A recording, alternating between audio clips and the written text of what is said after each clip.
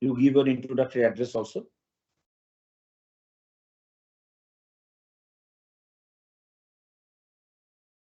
Good afternoon to all present here today. Welcome to our webinar on Basel 3 and 4 norms for reliance on banking sector. Today we have amongst us Mr.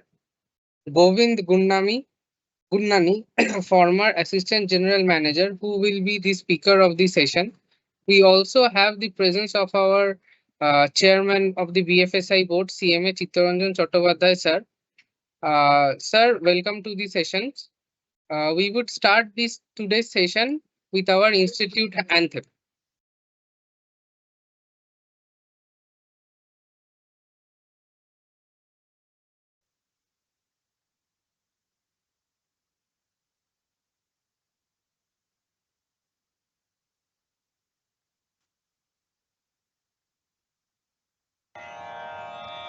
असतो मा सद्गमय तमसो मा ज्योतिर्गमय मृत्युर्मामृतं गमय मा सद्गमय तमसो मा ज्योतिर्गमय मृत्युर्मामृतं गमय असतो मा सद्गमय तमसो मा ज्योतिर्गमय मृत्युर्मामृतं गमय ॐ शान्ति शान्ति शान्ति.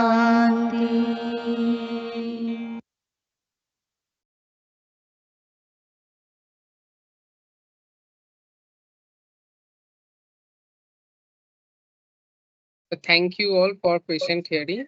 To next, we will have our chairman, sir, for the address. Sir, please. Thank you. Thank you, CMA Devabodo Das, official of BFSI board. The BFSI board and is welcoming everyone who is participating in this, mid noon of this very scorching summer. We understand that those who are in the office, those who are in the, their home, definitely they'll be having a very excellent learning session today. This is a continuous effort of the BFSI board of ICMA. We are continuously pursuing the objective of knowledge enhancement. And in our endeavor, we have started the series of webinars which are deliberated by Mr. Govind Gunnani, former AGM RBI. And today's topic in our series is Basel 3 and 4, norms for resilience of banking sector.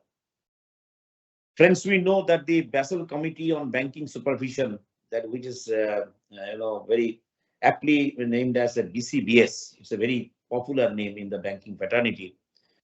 This banking supervision officially unveiled the new recommendation for setting the capital requirement for the banking sector, commonly dubbed Basel 4 in December last year.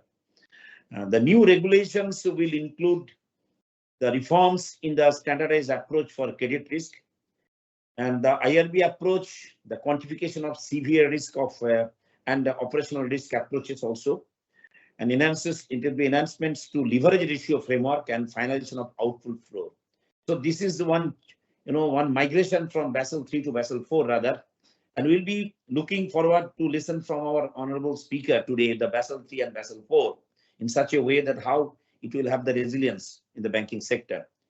And it has a lot of changes in the form of introductions to the standardized credit risk assessment approach, which is commonly known as SCRA, in the exposure to banks. In course of exposure to corporates, it has created the introductions of risk weights for small and medium size enterprises. It's a very interesting and investment in great corporates also.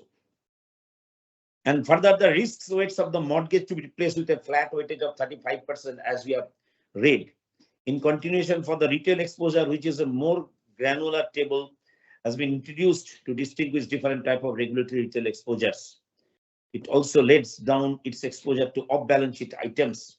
100% CCF will now apply for commitment referring to any contractual arrangement that has been offered by the bank and accepted by the client to extend credit, purchase assets, or issue credit substitutes which has an impact in cancellations due to which there is deterioration in a borrower's credit worthiness. Friends, we have read it, we are reading it, but it requires a huge area of discourse. And I'm really grateful that Mr. Gurnani has come out with his, he has volunteered to come to join our forum here to deliberate on the very intricate issues on the Basel 4 and of course the Basel 3 also. And I'm sure that today's this particular session will be another insightful session, because the last session it was created a huge hype amongst our members, and members are those who could not attend. They are all going through the YouTube channel also, in a dedicated YouTube channel.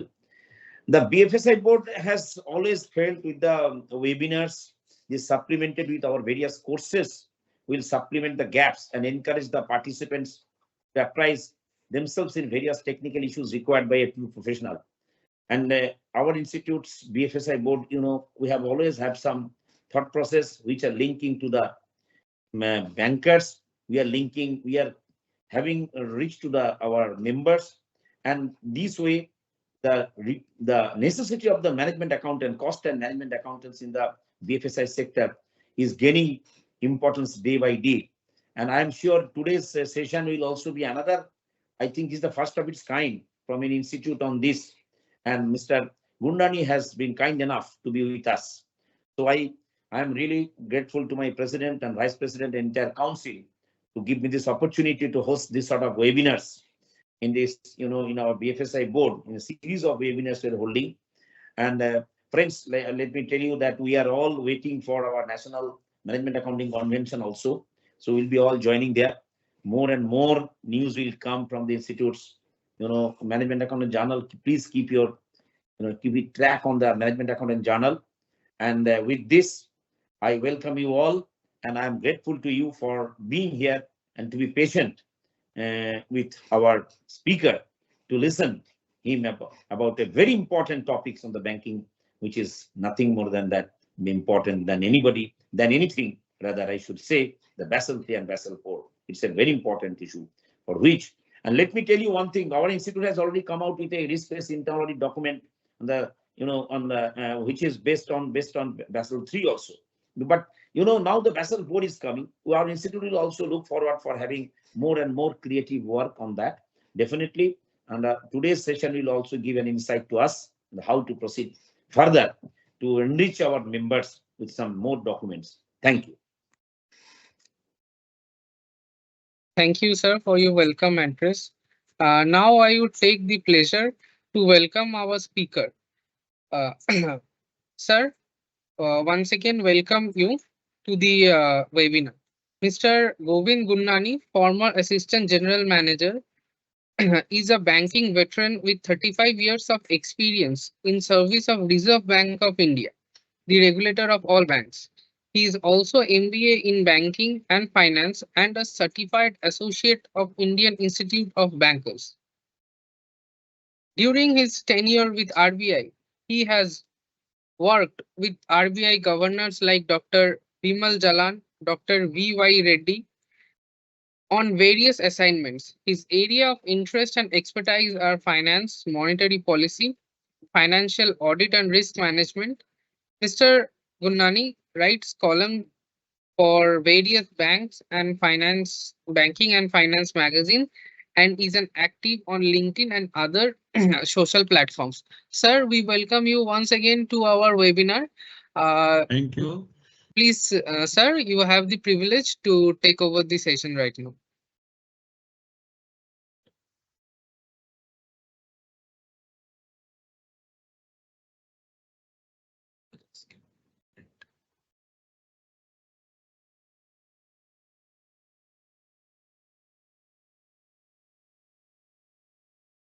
Sir, you are live and you can start your session. Yeah. Thank you for your kind words. Distinguished participants, good afternoon. At the outset, I am grateful to BFSI Board of ICMI for inviting me and giving me this opportunity to share a few thoughts on this very pertinent theme of the banking sector. Before I move to the main subject of the webinar, I am happy to inform you that today, thanks to proper implementation of Basel norms, our scheduled commercial banks have remained resilient despite some episodes of bank failures in certain jurisdictions in recent times. Coming to the 1 minute, 1 minute. Coming to the main topic of today's webinar,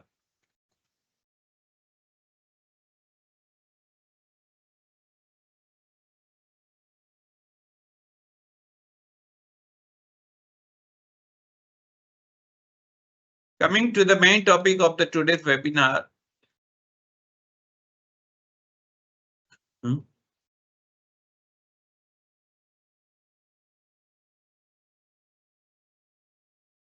Let me give it 2 minutes, then I am coming to you back. Sure, sir.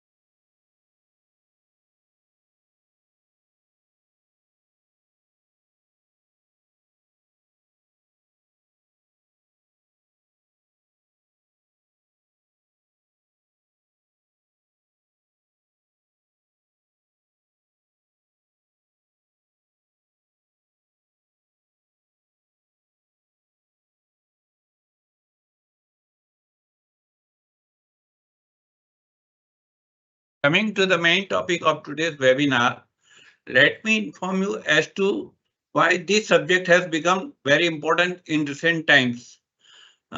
During last year, the episodes of bank failures in certain jurisdictions has triggered a broader crisis in the resilience of banks, banking systems,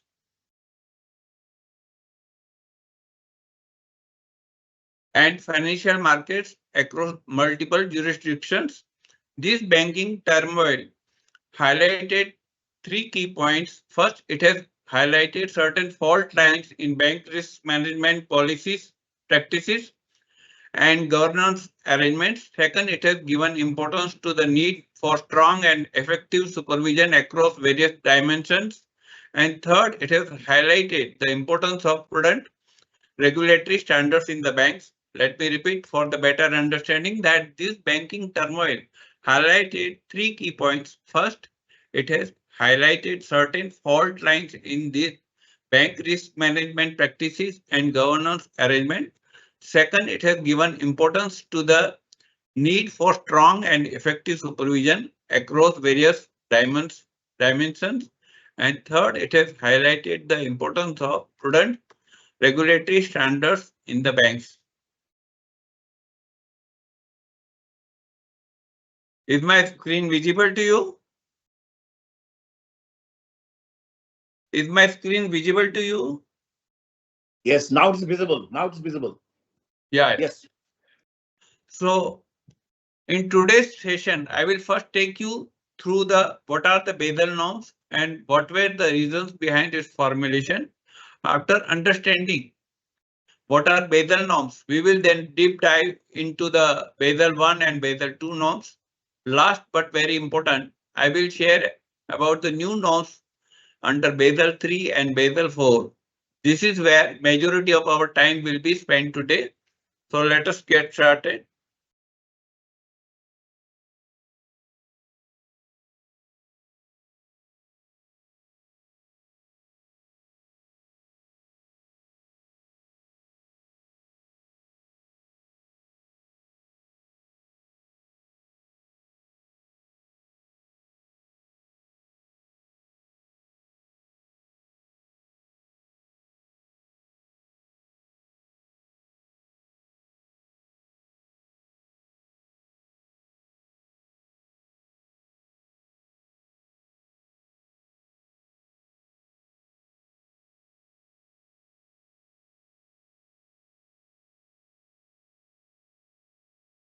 So what are Basel norms? Basel norms are a set of international banking rules. It is framed by Basel Committee on Banking Supervision. It is aimed at promoting financial stability and lowering risk within the banking sector.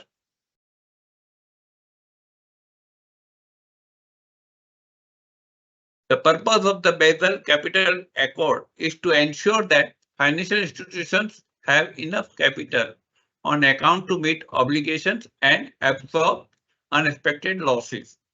So what are the Basel norms? It is a set of international banking rules. It is framed by the Basel Committee on Banking Supervision, and it aims at promoting the financial stability and lowering risk within the banking sector. Now let us try to understand what is Basel I.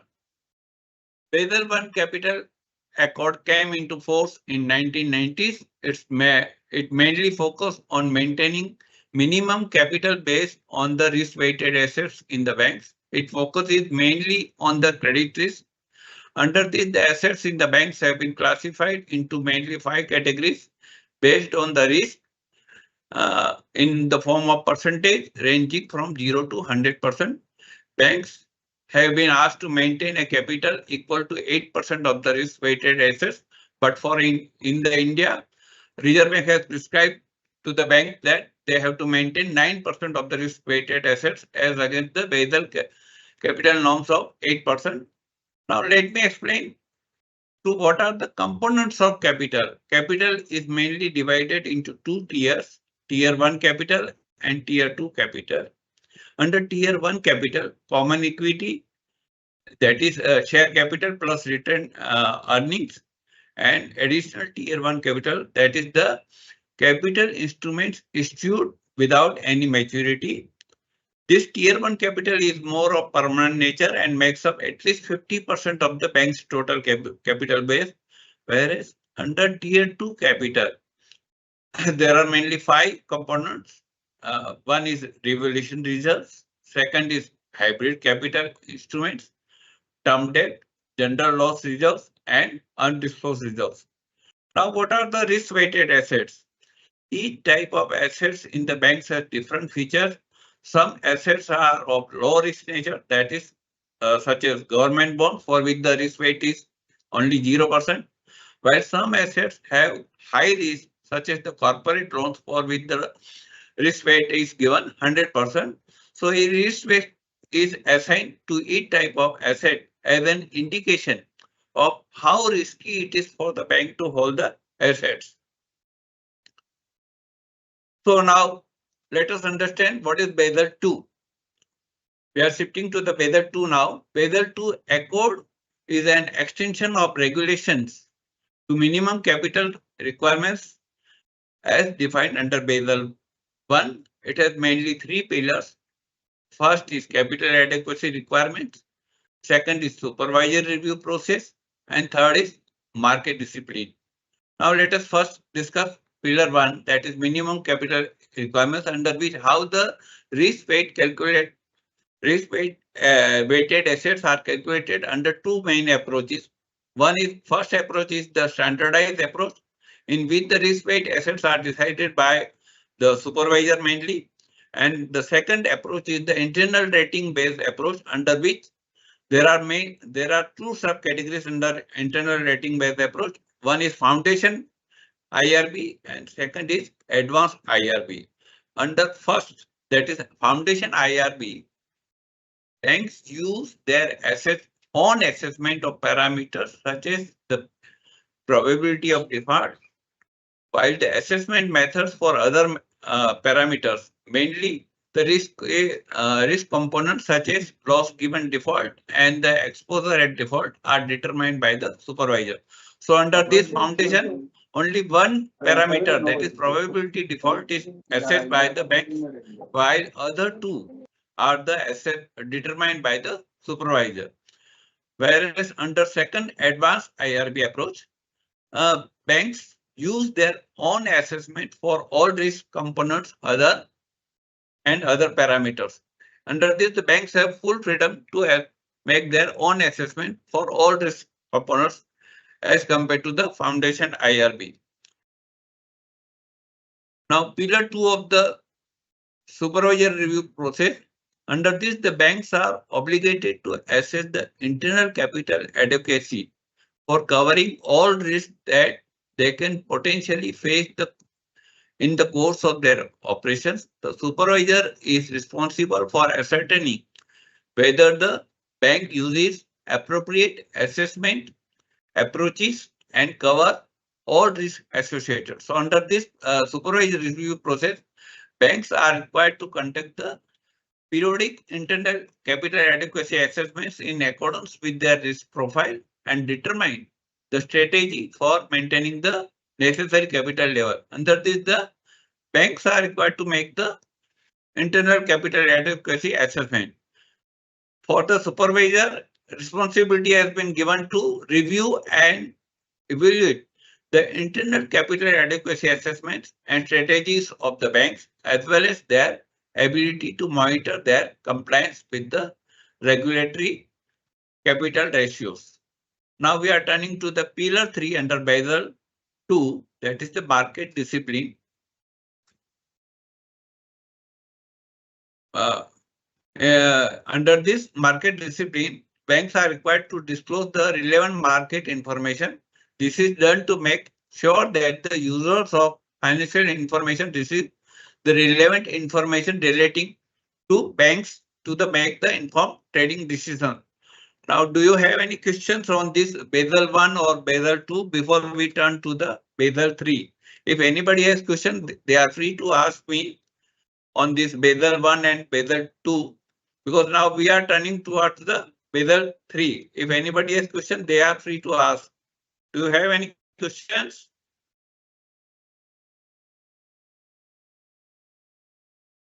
Sir, we have not received any question till now.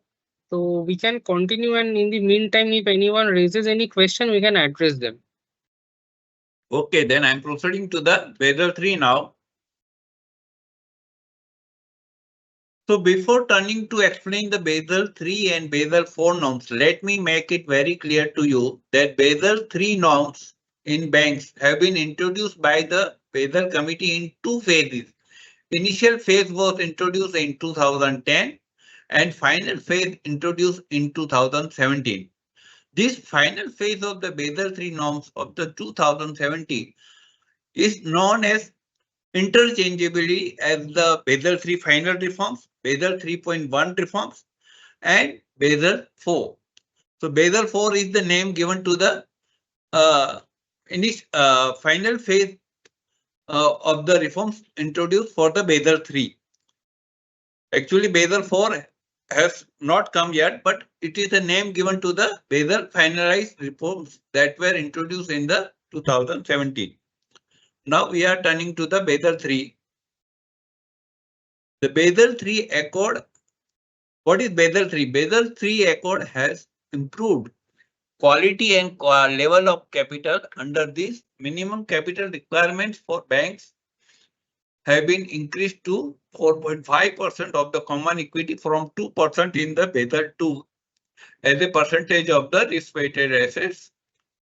Under Basel 3, 2 capital buffers were introduced, that is capital conservation buffer and counter-cyclical buffer. Banks can use these buffers when they face financial stress, but using these buffer can lead the bank to even more financial constraints when paying dividends. If they are using these buffers, capital conservation buffer, there is restriction on paying the dividends then or the bonus payments to their shareholders.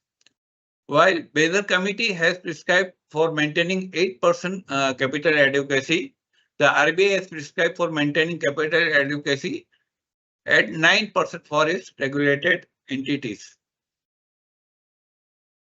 Now we are discussing pillar 1 of the Basel 3, that is minimum capital and liquidity requirements.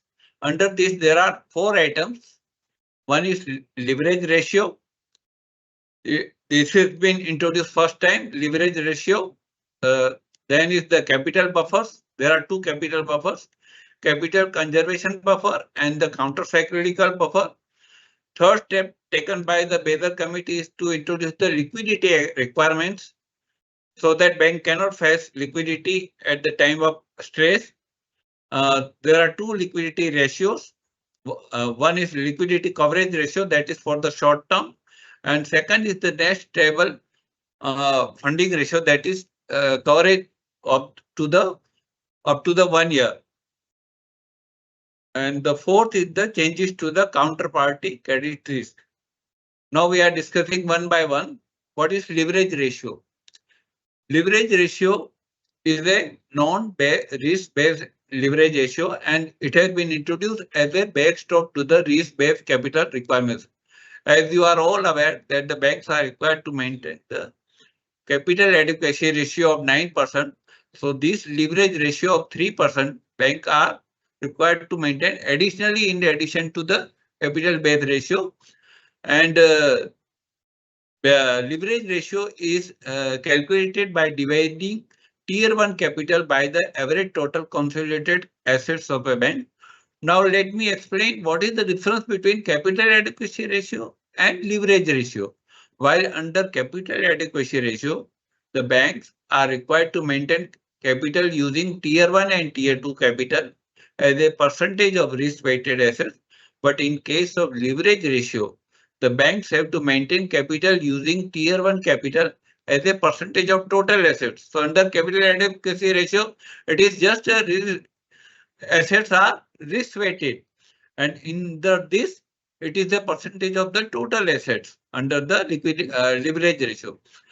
Now what is the prescription for the leverage ratio by the RBI? RBI's prescription for the leverage ratio is 4% for the systemic important banks and 3.5% for the other banks. Now we are turning to the capital buffers. There are mainly two capital buffers. First is the capital conservation buffer and second is the counter-cyclical buffer. Let us now discuss the capital conservation buffer. It is a capital buffer amounting to 2.5% of the bank's risk-weighted exposures. Its objective is to conserve the capital. It must be made up of CET1 capital only. If a bank's capital conservation buffer falls below 2.5%, it triggers to limit the amount of dividend and bonus payments by the banks.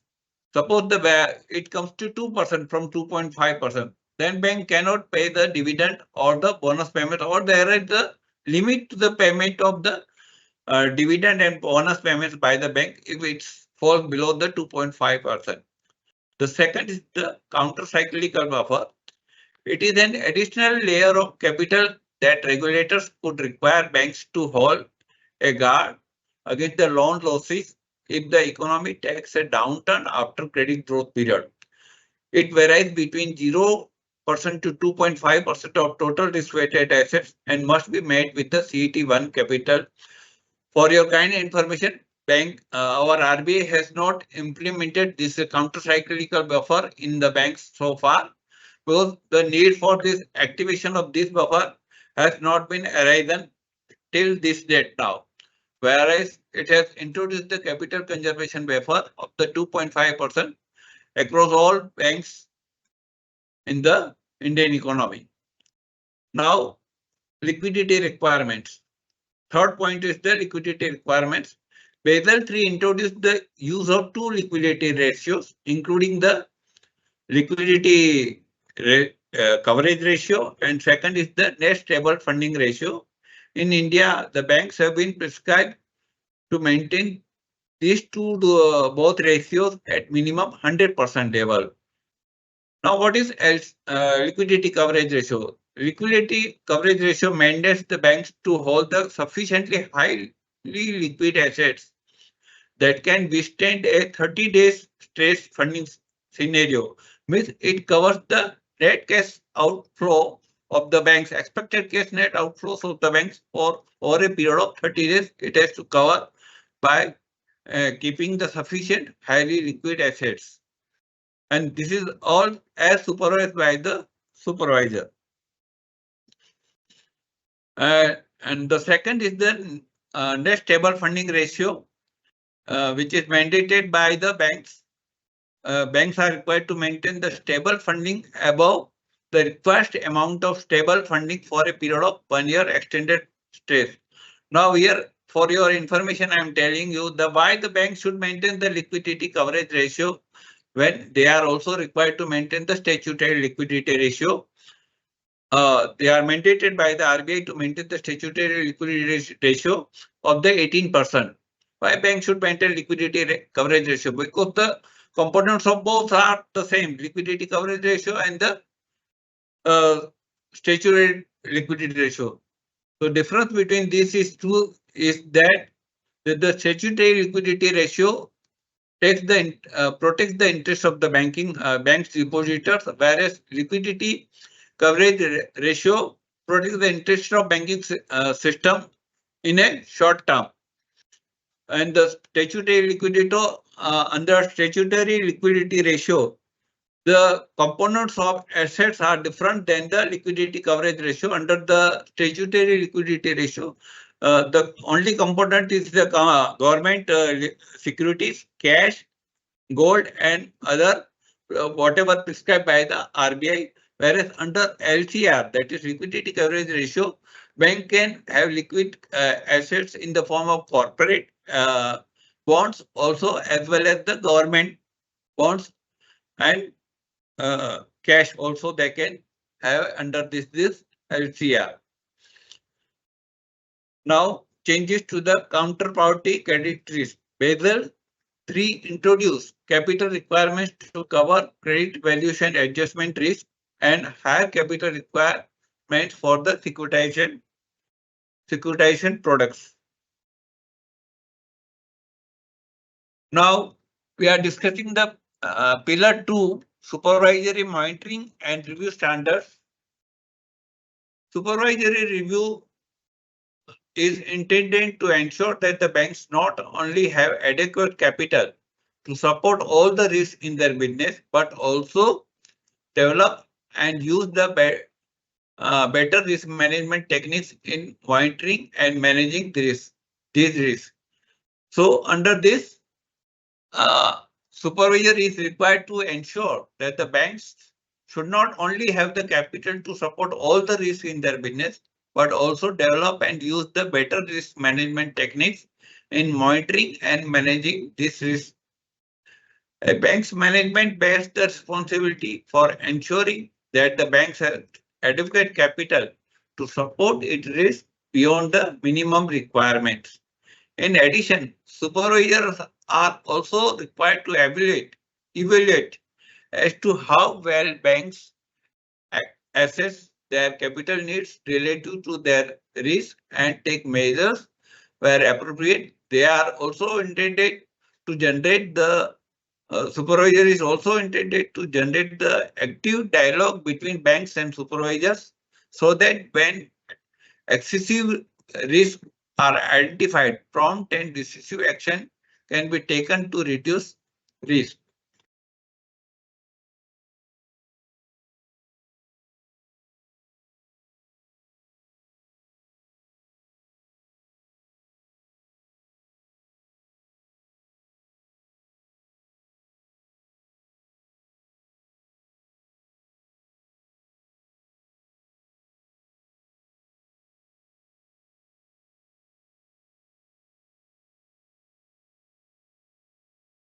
Now, pillar 3, market discipline under Basel 3.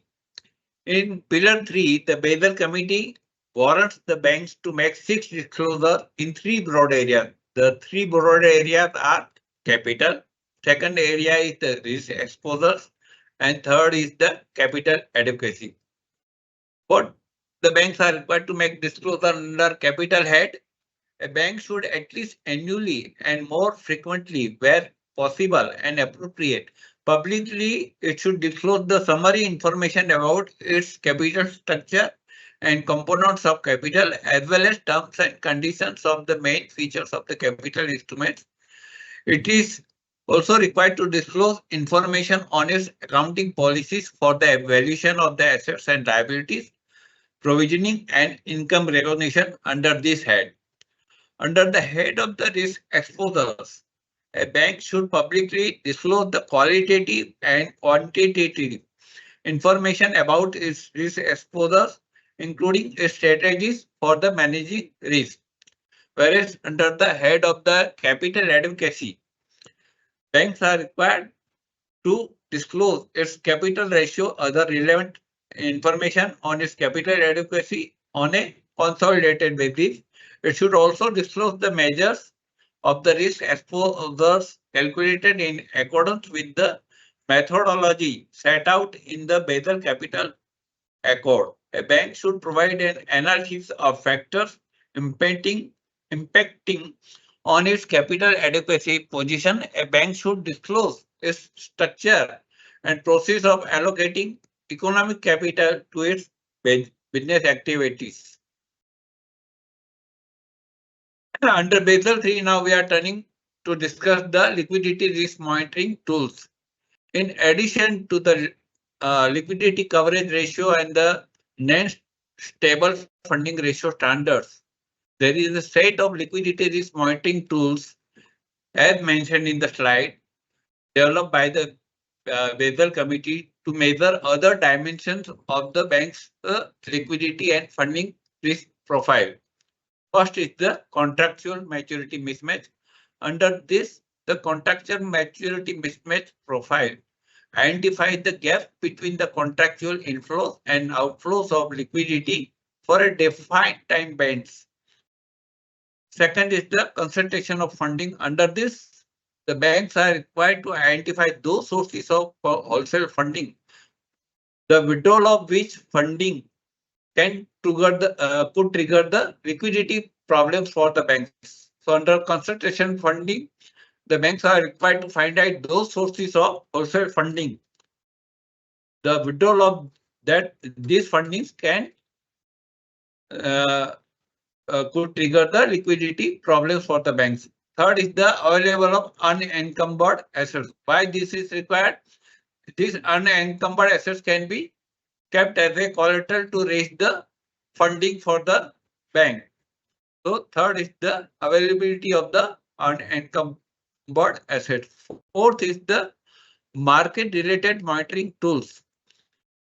Under this, the banks should have the valuable market information to monitor includes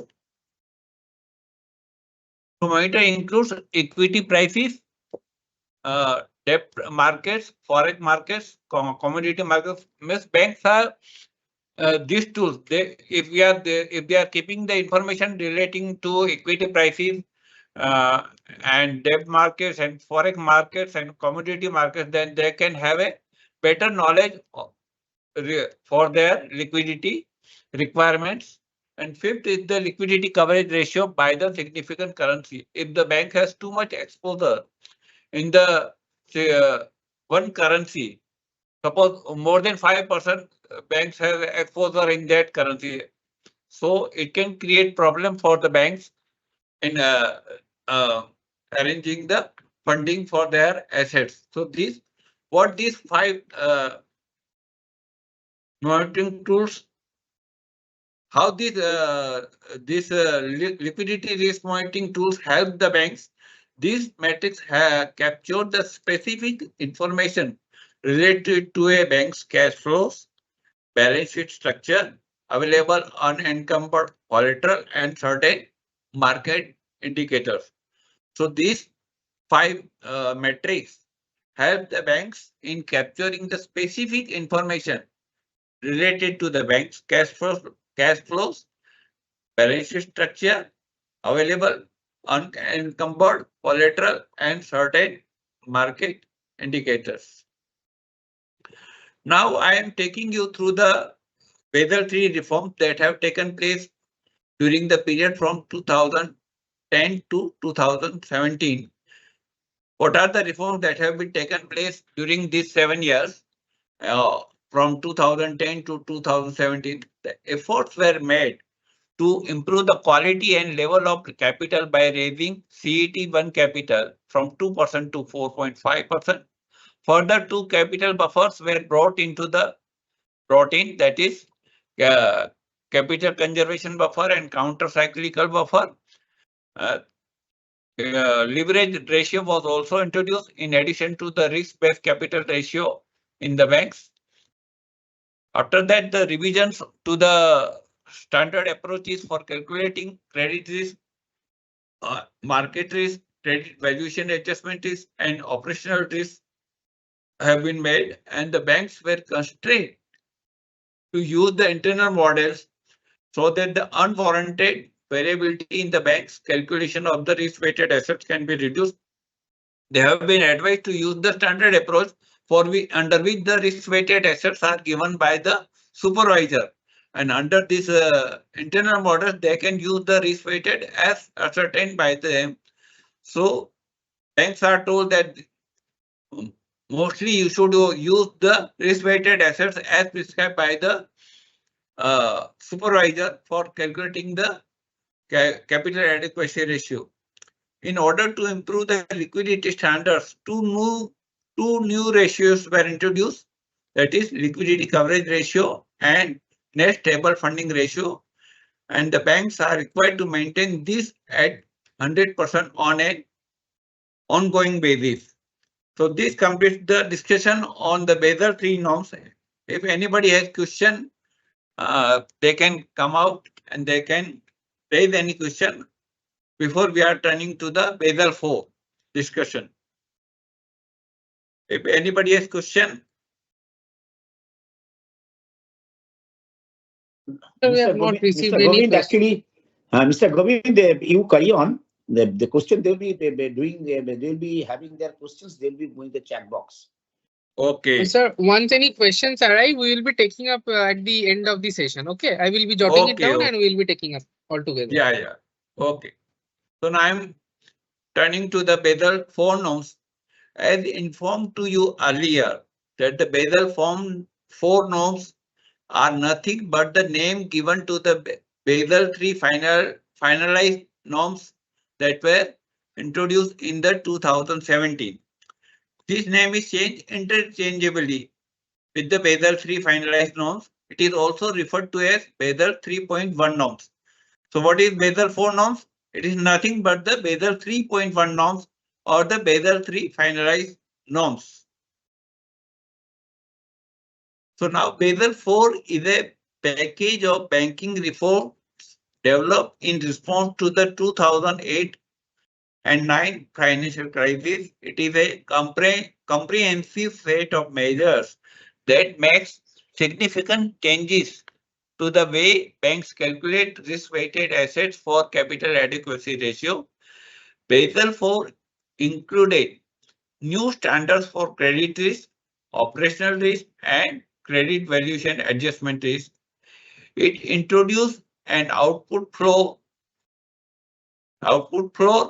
It also introduced the revisions to the definition of the leverage ratio and the application of the higher leverage ratio to the global systemically important banks. Let me repeat this for your better understanding. What are the changes have been brought under the Basel IV norms? It is a comprehensive set of measures that makes significant changes to the way banks calculate risk-weighted assets for capital adequacy ratio. It has included new standards for the credit risk, operational risk, and credit valuation adjustment risk. It has introduced the output floor.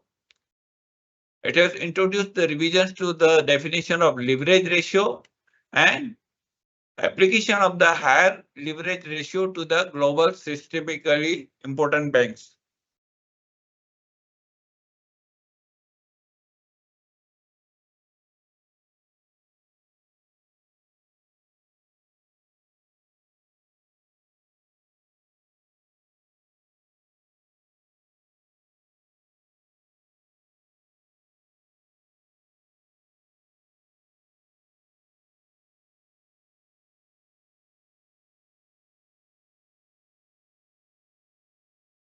So under Basel IV, first we are starting new standards for the credit risk under revised standardized approach for credit risk. The new standardized approach framework for credit risk require banks to assess the risk of their exposures at origination and on an annual basis.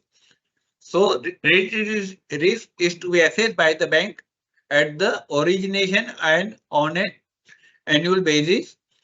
Now here I am giving you the what are the risk weights for the various exposures for the and what is the base for the uh, these risk weights that I am telling you for the exposure to banks and corporates. How the risk weights are calculated? Risk weights have been modeled based on the underlying external ratings and due diligence to ensure that the rating properly reflect the underlying risk of the exposure. For corporate SME exposure, the risk weight is prescribed by the supervisor at 85%. Now, for the exposure to sovereign, the risk weight for the exposure to sovereign is to be applied according to the external rating of the country. So, whenever the exposure to, if we have to decide the risk weight for the sovereign, we have to take into the consideration the what is the external rating given by the other given for the country. Third is the risk-weighted asset for the regulatory retail and other retail exposures.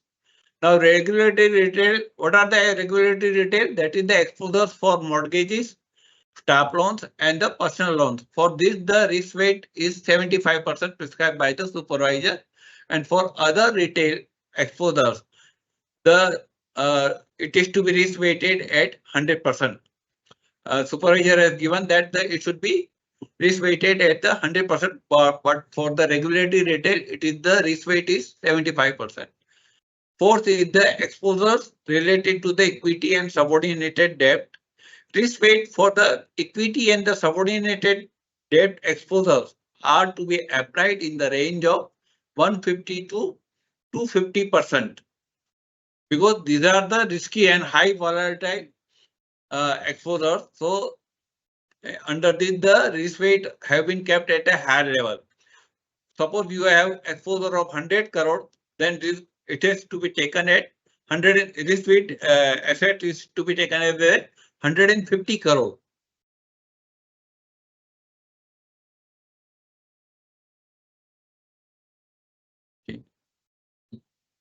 Okay.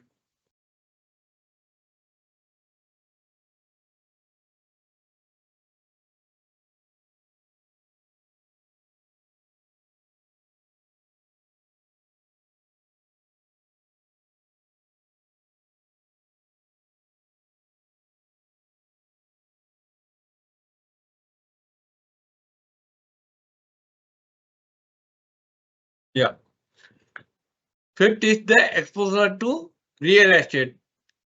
Under real estate, there is increased sensitivity of the for the exposures secured by the commercial and retail real estate with greater emphasis placed on the LTV, that is loan to value ratio, as the driver of the risk weights. So whenever a risk weight for the real estate is to be decided, the main driver of the risk weight is the loan to value ratio. Now we are turning to the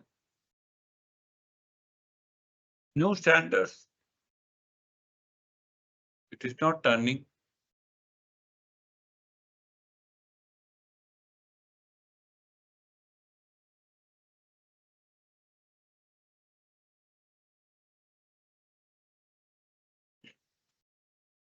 Now new standard for the operational risk as defined by the BCBS. Operational risk refers to the risk of loss resulting from inadequate or failed internal processes, people and systems, or from the external events. Prior to Basel Form 4 norms, there were three approaches for assessment of operational risk capital. That is basic indicator approach, the standardized approach, and the advanced measurement approach. Now all these three are replaced with the one only approach, that is standardized measurement approach. Name is given as the standardized measurement approach in the in replacement of all these three approaches. Under the new standardized measurement approach, operational risk capital is calculated as follows. That is, operational risk capital is to be decided based on the two elements, business indicator component and internal loss multipliers. The multiplication of both these components is arrive at the operational risk capital. Now, what is the business indicator component? Business indicator component corresponds to the progressive measure of the income that increases with the bank's size. Whenever size is increasing, its measure of income is also increasing. Means business indicator component is also increasing. It serves as a baseline capital requirement and is calculated by multiplying by the marginal coefficients. Business indicator is a financial statement based proxy for the operational risk consisting of the sum of three following elements, each calculated as average over the 3 years. There are three main elements for calculating the business indicator component. First component is the interest, leases, and the dividend component. And under first component, three things are taken: interest, leases, and the dividend component.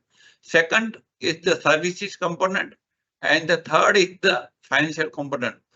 The total of these three components is multiplied with the marginal coefficients, and the marginal coefficients are regularly determined constant based on the size of the business indicator by the supervisor. Second component of the for calculating the operational risk capital is the internal loss multiplier. The internal loss multiplier is a risk sensitive component capturing the bank's internal operational losses. It serves as a scaling factor that adjusts the baseline capital requirement depending on the operational loss experience of the banks. It is proportional to the ratio of the loss component and the business indicator component, whereby the loss component corresponds to 15 times the average annual operational risk losses incurred over the previous 10 years.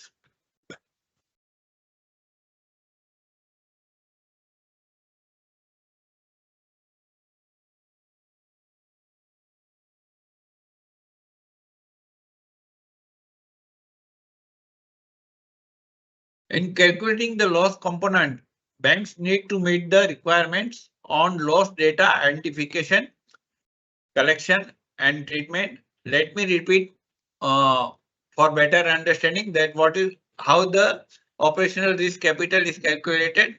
It has got two main elements: business indicator component and the internal loss multiplier. Business indicator component is to be multiplied with the internal loss multiplier to arrive at the operational risk capital. Now we are moving to the capital chart for the credit valuation adjustment risk. This is new risk that has been brought in by under the Basel 4 norms by the Basel committee. So now let us first try to understand what is the meaning of the credit value adjustment risk. Credit valuation adjustment risk refers to the risk of losses arising from the changing CVA values in response to the movements in counterparty credit spreads and the market risk factors. So there are two main factors. In response to the movements in the counterparty credit spreads and the market risk factors, they drive the prices of the derivative transactions and the security financing transactions. So let me repeat this. Severe risk refers to the risk of losses arising from changing credit valuation adjustment values in response to the movements in counterparty credit spreads and the market risk factors that drive the prices of the derivative transactions and the security financing transactions in the banks. Now, what are the approaches for the CVA capital with credit valuation adjustment capital requirements? There are mainly two approaches for calculating CVA capital requirements. One is the standardized approach and second is the basic approach. Now, banks must use the basic approach unless they receive the approval from their relevant supervisory authority to use this. Under basic approach, the banks have to adjust the parameters in the regulatory calculation engine and evaluate how they record their civil credit evaluation and adjustment weight mappings. Furthermore, banks employing credit valuation adjustment hedges will have to manage their manage the bigger impacts on their calculations due to their intricacies involved in its consideration of hedges, as well as it's being a two-part calculation, reduced and full, that must be combined for the final CVA result. So this approach is to calculate the credit valuation adjustment is for the derivative transactions. So bank is not hedging the all its exposures under the derivatives market. It for only some exposures it is taking for the hedging under the derivative market. So the whatever exposure he has taken under the derivative market, for that it has to keep the higher capital requirements, and whatever it has not had, for that it has to take the lower capital requirements. Because it is a two-part calculation. Reduce means not taken, and the full means whatever part they have taken for the hedging under the derivative market, for that the suppose 1% is there, the 0.25 they have to take capital charge for the non-hedging part, and the 0.75% is to be taken for the hedging part. Standardized approach. Under new standardized approach for the credit valuation adjustment, the banks need to consider market volatility, correlations, and credit spreads, given that the CVA aligns, that is credit valuation adjustment aligns with the revised market risk framework. So under these two approaches, one is the very simple, that is basic approach, and the second is the standardized approach, which is very complex. So RBI has advised banks that you should use the basic approach for calculation the credit valuation approach unless you receive the approval for calculating the standardized approach, which is a very complex approach to calculate the credit valuation adjustment risk. Now we are turning to the what is the capital output floor introduced by the Basel IV norms. Under the new Basel Capital Accord, the banks are required to hold capital equal to at least 72.5% of the risk-weighted assets as calculated under the standardized model, regardless of their what their internal model suggests. As I have informed you earlier, there are mainly two models. One is the standardized model, for which the risk-weighted assets are decided by the supervisor, and second is the internal model. It is decided by the banks internally, and so here the bank says that if you are having suppose the exposures of 300 crores, and if you arrive at the risk-weighted assets under the standardized model at 180 crore. So once again, I am repeating for your better understanding that the new Basel Capital Accord requires banks to hold the capital equal to the at least 72.5% of the risk-weighted assets. It is the floor as calculated under the standardized model. regardless of what their internal model suggests. Suppose banks has exposure of 400 crores and under internal model, they have come to the conclusion that they will have risk-weighted assets at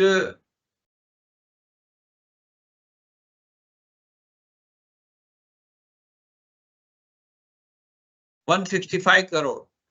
And so, and under the this 400 crore risk-weighted assets has come the 300 crore. So 300 crore ka 72.5% that they have to maintain the taken for the exposure for calculating the risk-weighted assets, and not under the internal rating based approach that they have taken. First, let us understand what is the difference between these two approaches. Standardized approach prescribes the risk weight for all categories of the assets by the supervisor, whereas under internal rating based approach, consider the actual risk situation of the bank by modeling credit risk based on the internal and external external customer specific data. The use of this approach allows a greater deal of leeway to determine and possibly reduce the bank's minimum capital requirements. As a result of these advantageous effects, major banks have been implementing the internal rating based approach years ago with the introduction of the Basel II requirements. However, when the review was undertaken of the internal rating model, it was found by the BCBS in 2019 that the weighted assets calculated using the internal models are in some cases highly inconsistent and therefore unreliable, unlike the risk-weighted assets calculated using standardized approach. So they have advised the bank that the introduction of output floor with the risk weight calculated using internal models cannot fall below the given percentage of the risk weight assets calculated using the standardized Basel approach. So, but this 72.5% of the standardized approach for which the bank RBI has given them the time that from 2023 onwards, a risk-weighted assets result calculated according to the internal rating-based approach should be at least 50%. As against the 72.5%, they should in 2023 it should be achieved at 50%. In 2024, they have increased 5%, that is 55%. So for this year, they have to achieve the 55% of the standardized approach. For 2025, 60%, for 2026, 65%, and for 2070, 70%, and for 2028, they have to achieve the 72.5%. So currently, they have to maintain the risk-weighted assets of 55% of the standardized approach. And despite the gradual introduction of the output floor, it is essential that the banks and financial institutions should start looking into the acquisition of the additional capital, as the cost of capital is likely to increase due to the rising credit demand. They should not wait up to the 2028 for increasing the capital, because credit demand is increasing day by day. So their cost of capital will also increase. So they should try their best to achieve maximum percentage. Currently it is 55%, but suppose if they can go for 60%, it is good for them that they can have this capital to calculate the risk-weighted assets.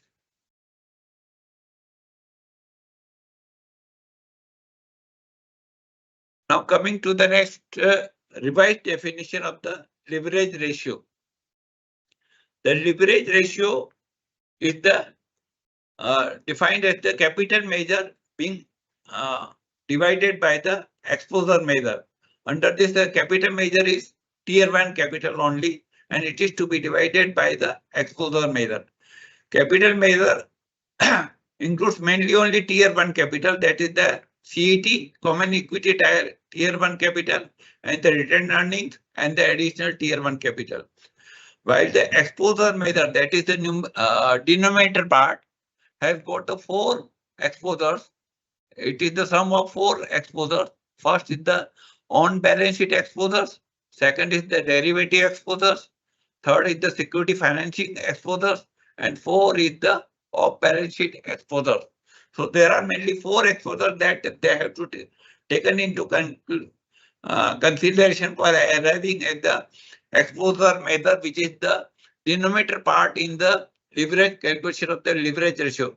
In the numerator part, the capital measure, and in the denominator part, it is the exposure method.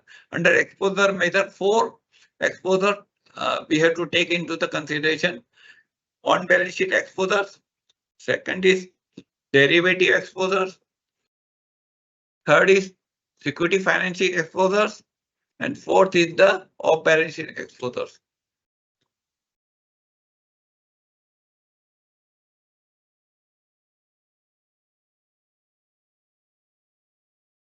Now, what is the prescription by the Basel Committee and what is the prescription by the RBI?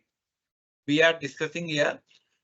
Basel Committee has prescribed to maintain the leverage ratio at 3% of the risk-weighted assets. And whereas the RBI prescription for leverage ratio is 4% for the systemic important banks and 3.5% for the other banks. Now, coming to the addition 6, that is the additional requirement of the leverage ratio for global systemically important banks. Basel Committee has prescribed the additional requirement of the leverage ratio for the global systemically important banks. As against 3%, they have to maintain the 3.5%. Because in order to maintain the relative roles of the risk-based capital and leverage ratio requirement, the banks identified as the global systemic important banks are required to meet the higher leverage ratio requirements. So leverage ratio buffer has been set at the 50% of the global systemic important banks' higher loss absorbing risk-based capital requirements. For example, the global systemic important bank subject to a 2% of higher loss absorbing requirement would be subject to 1% leverage ratio buffer requirement. So against 3%, they have to maintain the 4%. If the they have the loss higher loss absorbing requirement is there 2%. That is the capital conservation buffer. If they have to maintain at 2%, then they have to maintain the leverage ratio at the 4%. But currently the Basel Committee has prescribed this ratio at 3.5% for the global systemic important banks and 3% for the systemic important banks. Thank you everyone for your time. Namaskar. For more updates, you can follow me on LinkedIn, and queries, if any, you can mail me at gkgunani2@gmail.com. We can now go for question and answer session. Thank you. Sir, we have one question. I will be reading out the question. Risk weightage for each industry. Yes, First sir. of all, let me first of all summarize what Mr. Gurnani has Sure. just spelled out. Then we shall go to the questions. Of course, we shall be having the questions with all our faculty, all our. Please make me live, right? So, Mr. Am I live, Deva brother? Yes, sir, you are live. So, friends, today's discussions, as we mentioned in our opening remarks, that it will be hovering mainly around your Basel IV framework and the migration of Basel III to Basel 3.1, which is popularly known as Basel IV, as we have heard from Mr. Gurnani. And this Basel IV framework is strengthening capital requirements of the banking system in this country. And now what is new under Basel IV? I have learned that Basel IV is a package of banking reforms developed in response to the 2008-9 financial crisis, right? And it is a comprehensive set of measures that makes significant changes to the way banks calculate risk-weighted assets for capital adequacy ratio. We have learned it from the presentations, and Mr. Gundani has given 6 components of Basel IV in a very, very elaborative way. Whatever available documents are there, I think now it is very clear that he has delved on the new standards for credit risk under Basel IV framework. That is a component. The new standards for operational risk also, he has mentioned. Standards for credit valuation adjustment. This, I think, this requires more and more introspection, because the credit management of the bank, mainly, they are also having the many issues. So credit valuation adjustment in Basel IV, that standards, it has been spelled out in the Basel IV framework. And production of output flow, a new concept, production of output flow, introductions of output flow, that I require really further introspection on that. And the leverage ratio definition has been, revised. That has also been spelled out by him. And the impact of this revision, that has also been aired by him. And of course, the additional requirement of the leverage ratio for the global systematic important banks, that has been also discussed by him. So he has taken us to that, that framework of Basel IV. And Mr. Gundani, I think you have mentioned here, I would be very happy in the next time if you could have given some, a case study or something, some examples that how this Basel IV will ultimately give effect to that. But nevertheless, this session has become very important and informative one. And since we are having more time, so therefore I request my those who are attending this session, they can put there in the chat box their questions. Even beyond this Basel IV also, initially he has started with the Basel III. So if you have any questions on the Basel III, because the migration of Basel I, Basel 1.52 to then 3, then 3.1, really it's a great journey in the risk, so far as the risk management of the banks, these are very important. And for a professional like us, we should have fair knowledge, reasonable working knowledge, and we must know that how this really banking sector is perceived with the risks and what are the risk mitigation process. And of course, the capital adequacy, that is also very important, which is the risk-weighted capital assets. These are all very important, for any professional to know, and especially those who are students, those who are qualified CMAs, or those who are going to qualify CMAs, they should know, because in the banking system, everybody will be having this particular knowledge if they want to enter into the banking system, right? So with this, I really thank Mr. Govind for his deliberations, and I request Devabrata Das to navigate through the questions or any remarks or any sort of things. And I would also, Mr. Gundani, if you have any other conclusive remarks on this particular your advice, we can definitely listen from you. Thank you. Thanks a lot. You can now go for, we can now go for the question answer. Yes, so we have one question. Yeah. By S.V. Subramanian. Risk weightage for each industry is given by RBS. We understand that required capital for each loan depends on the credit rating of the borrower. How both these parameters, industry, credit rating, will be applied for arriving at capital weightage? Can you please explain with an illustration? You see, banks have been advised to go for standardized approach, but they have also got the liberty to take the internal rating. So internal rating based approach. Under internal rating based approach, they can take they arrive at the risk weight based on the external ratings given by the other agencies. They are deciding the risk weight accordingly. But then they compare with this, and under this, if the risk weights are lower than the standardized approach, then the Reserve Bank says that you cannot have lower risk weight asset. You have to go 72.5% of the risk weighted assets as calculated under standardized approach. Both they have to calculate simultaneously. And currently this approach is currently this floor has been kept up to Govindji, the excuse me. 55%.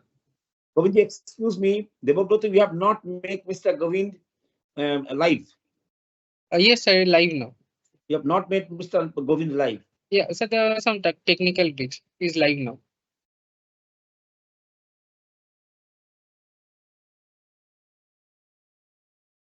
Sir, you are live now. You can continue.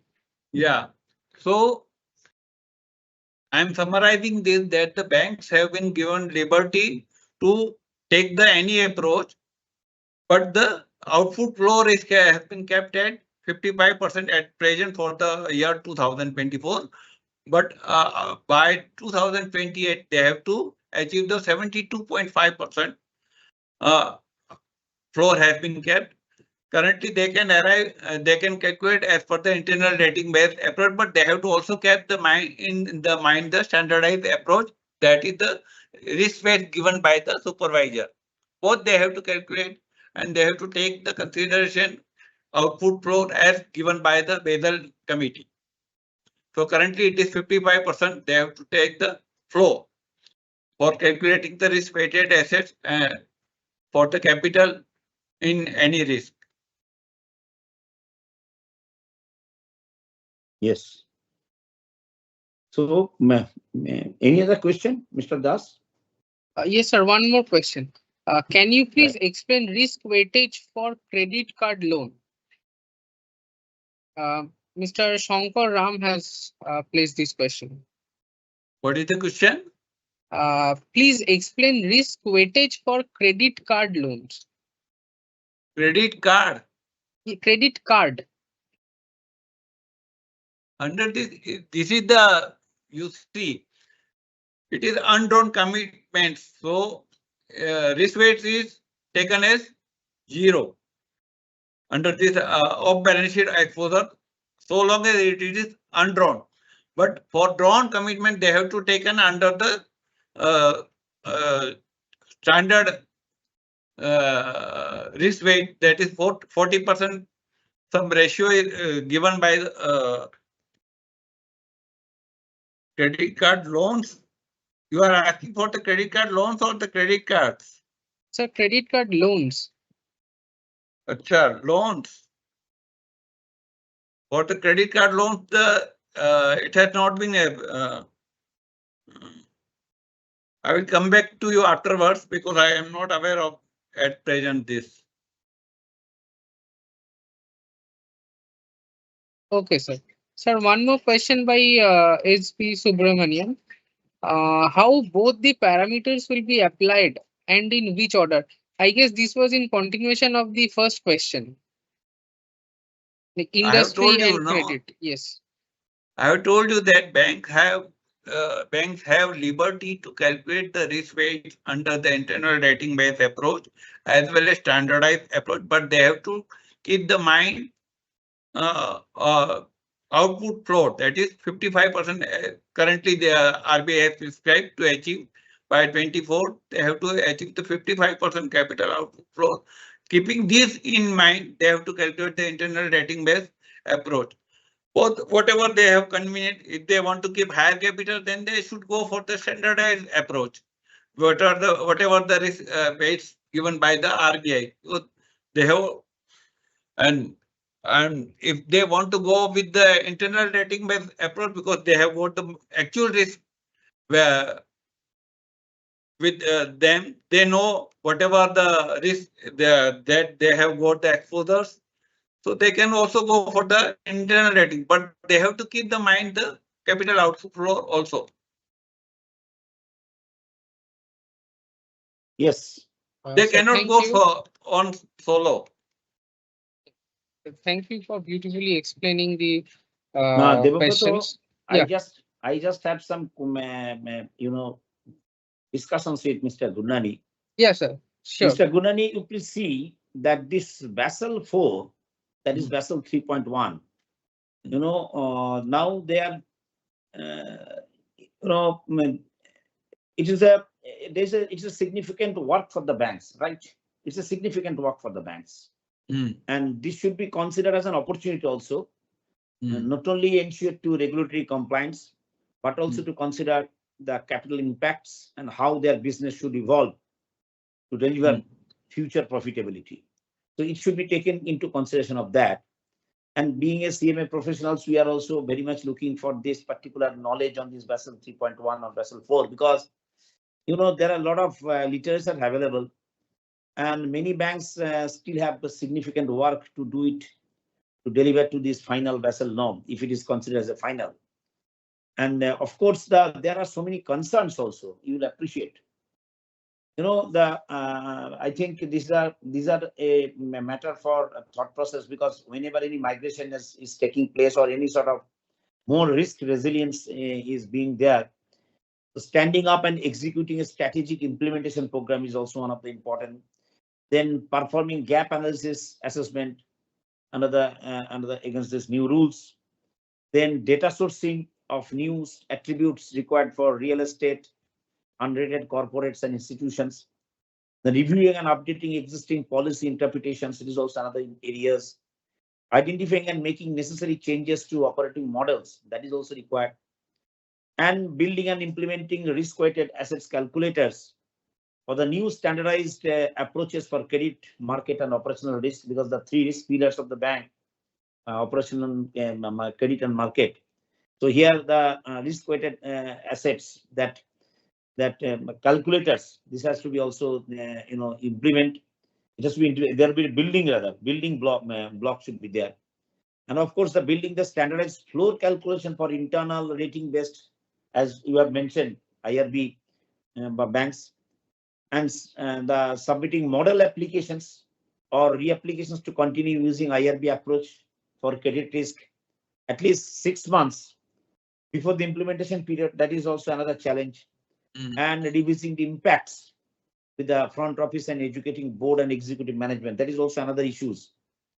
So this has definitely, I must say that many issues have cropped up, and ultimately, although this is a very new one because it has been there, but still, I think it will have significant impacts, affecting not only the amount of capital banks are required to hold, but also the type of business that they're able and wish to engage is going forward. So my request to Mr. Gurnani, what is your observations on this, this implementation of Basel 3.1 or 4, what you may say, in the Indian banking context? How it is going to be implemented, and what is your area in implementations? How it will be done? Any just any idea on that? You see, whenever any changes are taking place, RBI is giving sufficient time to go for it.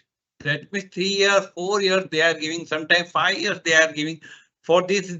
You see, for the capital implementation of the capital output floor, they have given the time up to 2028. Why? Because they know the difficulties faced by the bankers.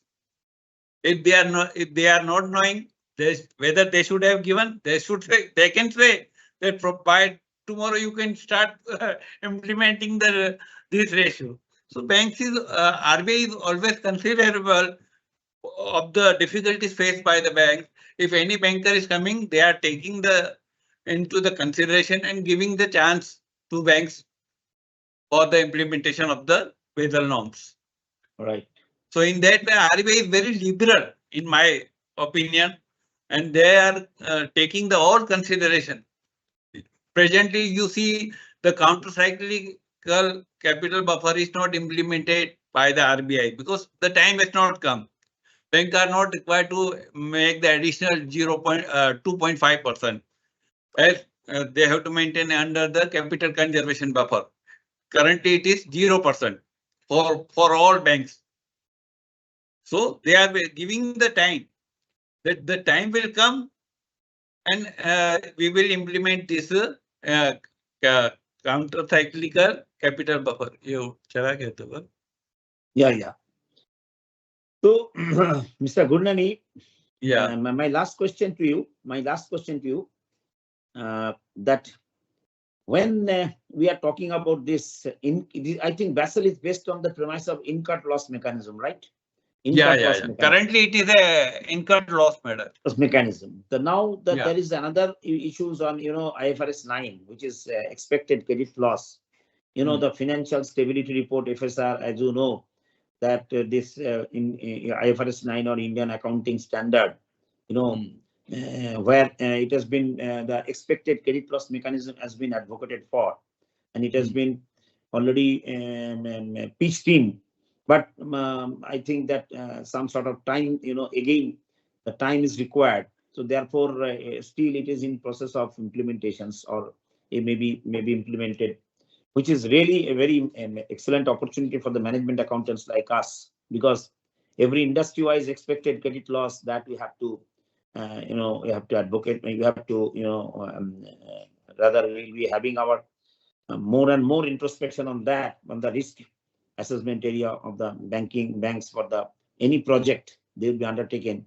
The credit loss mechanism will be coming, and again, the ESG risk is also another very important risk, which is pre-sanction or post-sanction. All these risks are coming because of the whole sustainability issue, the global, as you know that now the COP26, we have already we have come out with our mandate for this country, how it would be net zero, carbon free, net zero emissions. That will be also there. We are all from the institute. We are also looking for that. Many documents we are preparing. So, what is your opinion?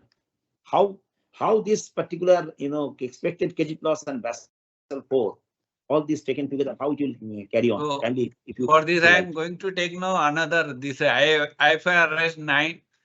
I am going to take the give the webinar for this session. Yeah.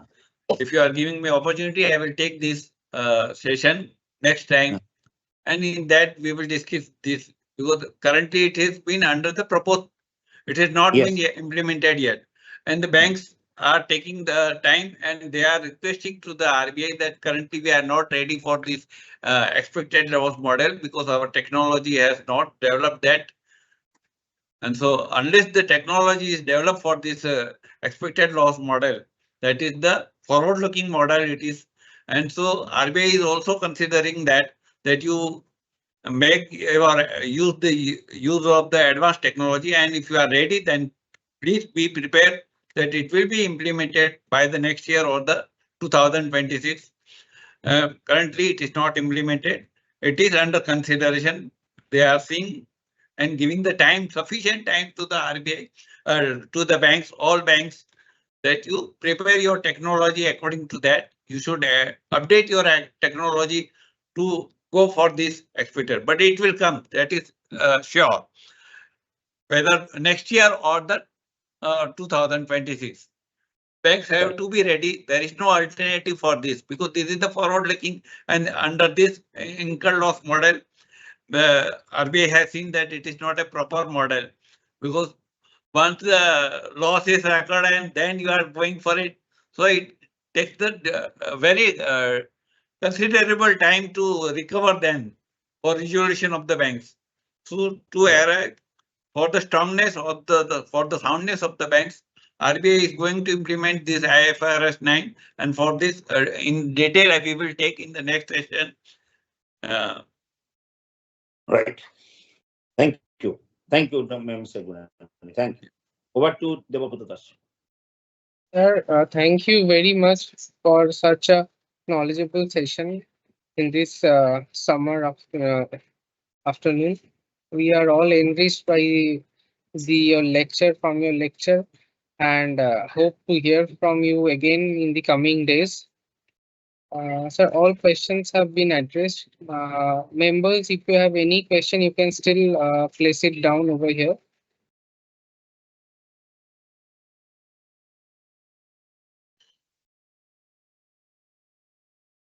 Sir, one question one of our member has placed. In India, how many banks are following internal rating based approach for calculating CRAR? I don't have any data at present, so I can come forward for this in the next session. I will inform you. Currently, I am not having any data. You can mail me and I will provide the answer. And Yeah, you can mail me this question on the my email ID, that is gkgunani2@gmail.com, and I will give the answer. okay, sir. Okay, we will surely mail you the questions, and we will once we get answer from you, we will be sharing it amongst our members. Yeah, you can send me on the email. Okay, sir. Okay. Sir, thank you. It was all questions has been addressed, and no more question is left. Sir, thank you once again for joining with us. We would like to hear you more from in our coming days. Chitto sir, our chairman would like to give the vote of thanks for today's webinar. Sir, over to you, please. Thank you. Thank you, Devotha. This session, I think that is I am one of the privileged persons here that I could learn many things on this particular migration and for this Basel 3.1, Basel 3.1, Basel 4, rather 3.14. You know, the way it has done, only numerics does not matter. Matter is that ultimately there are 1, 2, 3, 4. So in our lifetime, we have seen how many Basels, that is going on. Whether this is final Basel or not, that I also don't know, because many things are uncertain, and the risk perceptions, many risks are perpetuating, and risks are crystallized also. Therefore, I think today's session has become an eye opener for us. We have to study more and more, so that in near future, we, as a professional, individual, or as a consultant, or in any way when we are delivering to the clients or delivering to the banks, we will be having a fair knowledge on this particular Basel 4 concept. So with this, I am really grateful to all my participants who are contributed, who are here patiently hearing, and I'm sure that they are enjoying this. The next session we shall be again on, will be coming with excellent topics. Till then, I convey my heartfelt gratitude and thanks to Mr. Govind Gurnani for having his time with us, and also to I thank my all BFSI board officials, those who are continuously helping us for holding this webinar in a very glitch-free manner. And I also thank the IT officials who are continuously supporting us for this cause. And let me give a huge thanks to my council and my president and vice president for having these sort of programs in a very smoothly. Thank you. Thank you. Thank you, sir, for your address. We are all good to close today's session, and we'll be joining again very soon with new topics. Till then, have a good time, sir. Thank you. Thank you all. Thank you all members for attending this session. Thank you all. Hope to join soon.